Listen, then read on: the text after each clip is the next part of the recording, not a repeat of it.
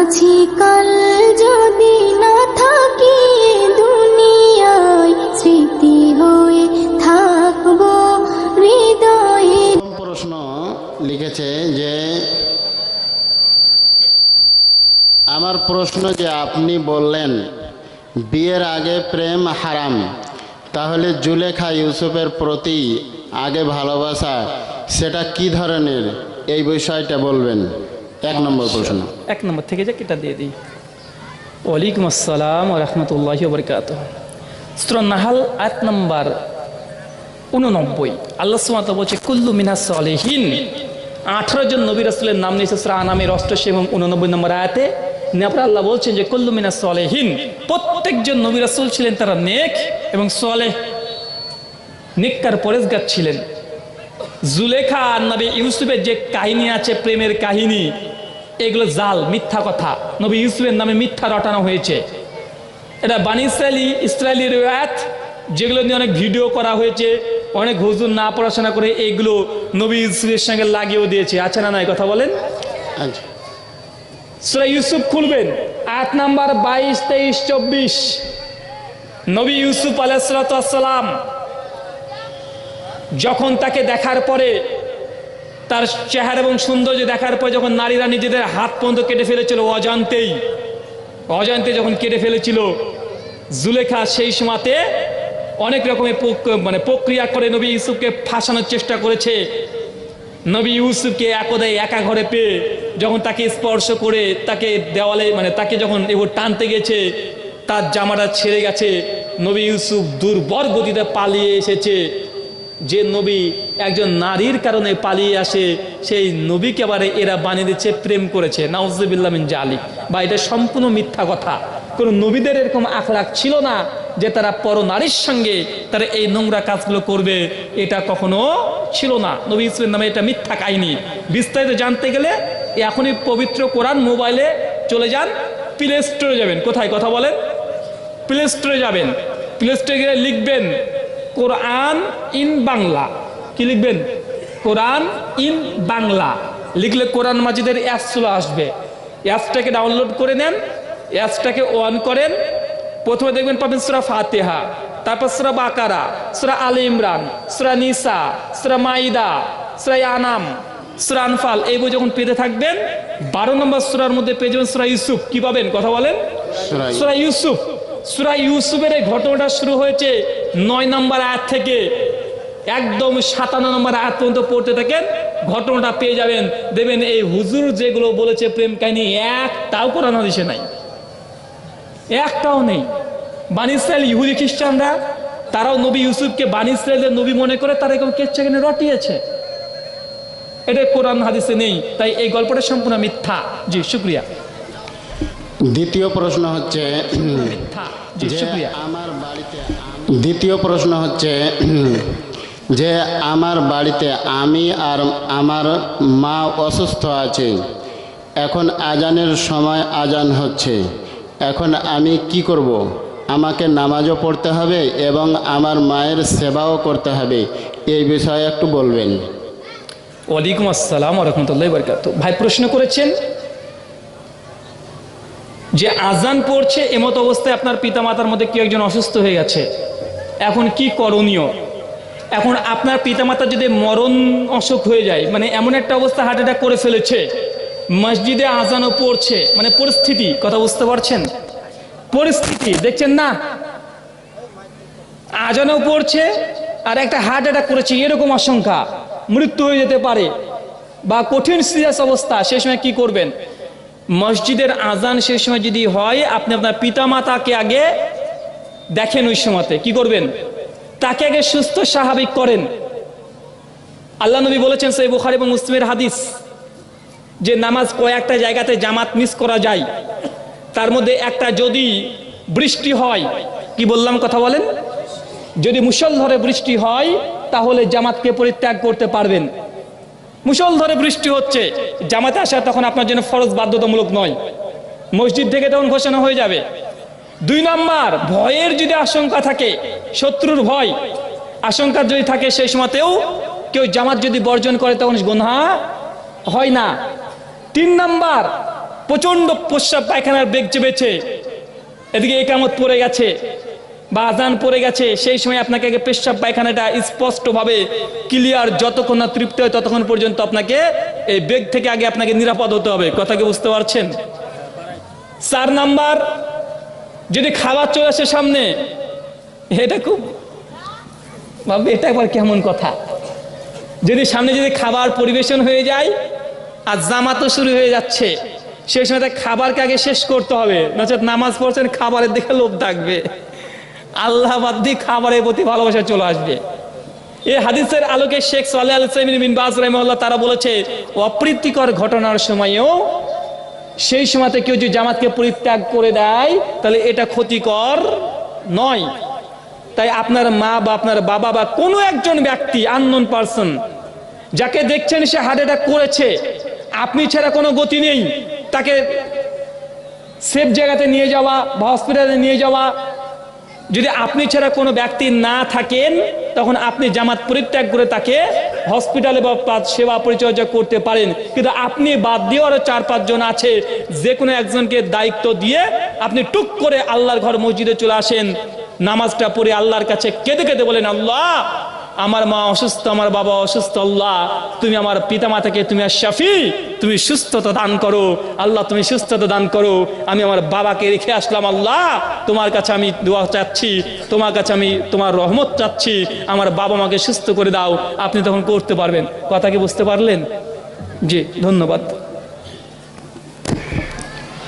তৃতীয় প্রশ্ন, আমি আমার ফ্রেন্ডকে good morning and good night এইসব কথা বলা যায় কি? ভাইজান প্রশ্ন করেছেন যে বন্ধু বান্ধবের সঙ্গে যখন আমাদের কালচার বা সোসাইটিতে যে শব্দগুলো বহুল প্রচলিত, যে সকালবেলায় দেখা হলে বলছে গুড মর্নিং, রাত্রিবেলাতে গুড নাইট, গুড ইভিনিং, এগুলো বলা কতটুক শরীর সম্মত? প্রথম কথা ভাই, এই যে সম্বোধনগুলো আছে এগুলো ইউনিভার্সাল নয়, সর্বজনীন নয়, এটা ব্যক্তিকেন্দ্রিক, স্থান কেন্দ্রিক। ভাই গুড মর্নিং মানে কি? শুভ সকাল। গুড নাইট মানে শুভ রাত্রি। দেখছে সকালবেলাতে আপনি বাড়ি থেকে বের হয়েছেন, বের হওয়ার আগে আপনার বউটার সঙ্গে প্রচন্ড ঝামেলা হয়েছে, গালিগালাজ কিস্তি খাওয়ার সব দিয়েছেন, পারলে তাকে 2 থাপ্পড় মেরেও দিয়েছেন, প্রচন্ড রাগ।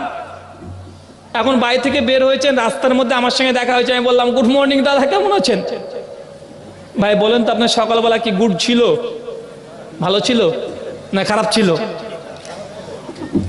তা আপনার সকালটা খারাপ দিয়ে শুরু হয়ে গেছে, বউকে পিটিয়েছেন, পে দিয়েছে, রাগে গা এখনো জল জল করে জ্বলছে, বলছে সামনে পেলে আবার ওকে মেরে দেবো।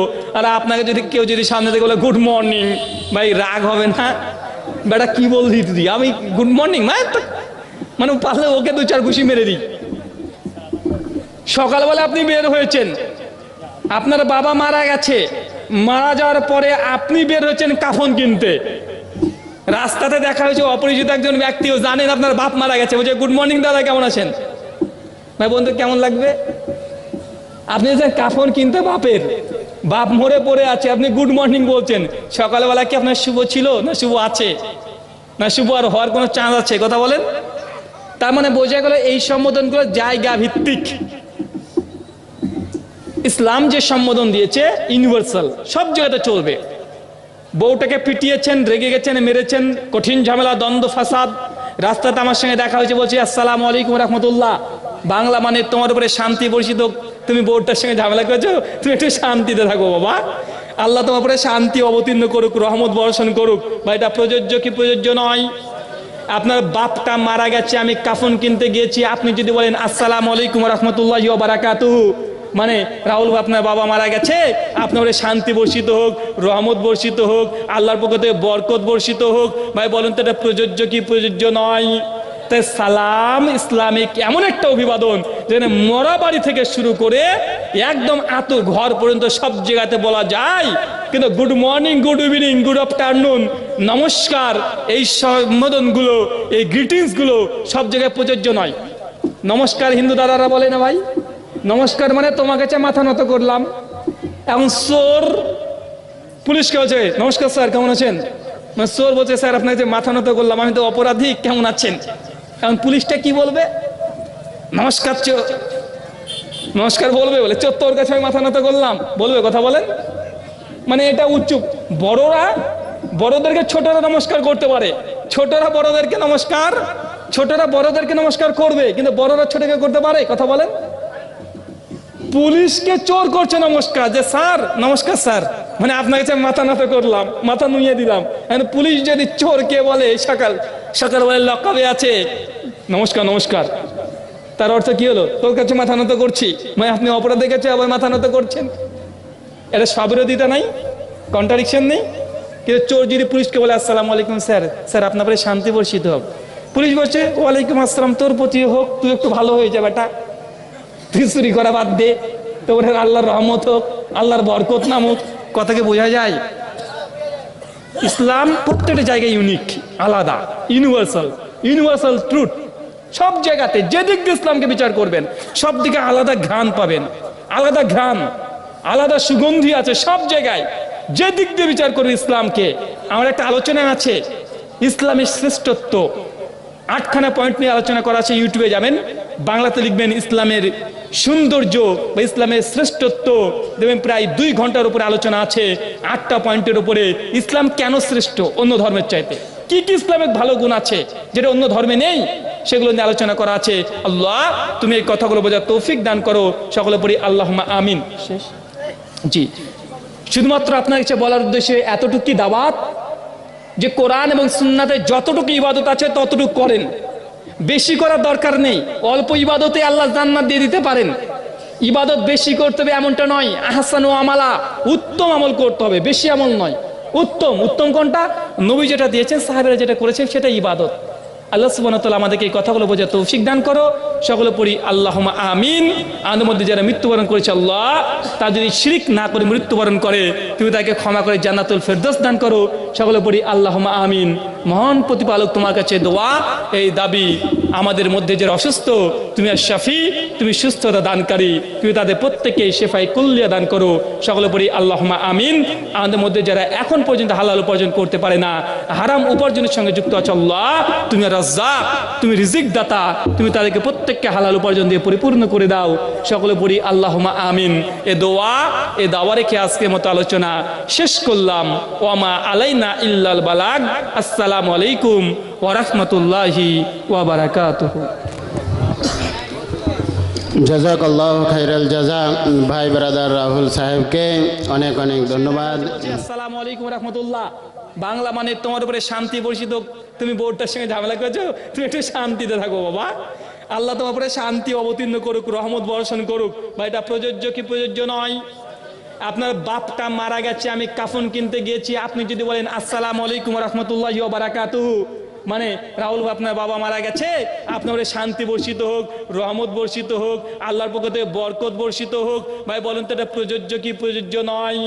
তাই সালাম ইসলামিক এমন একটা অভিবাদন যেখানে মরা বাড়ি থেকে শুরু করে একদম আতো ঘর পর্যন্ত সব জায়গাতে বলা যায়, কিন্তু good morning, good evening, good afternoon, নমস্কার, এই সম্বোধনগুলো, এই গ্রিটিংসগুলো সব জায়গায় প্রযোজ্য নয়। নমস্কার হিন্দু দাদারা বলে না ভাই, নমস্কার মানে তোমার কাছে মাথা নত করলাম।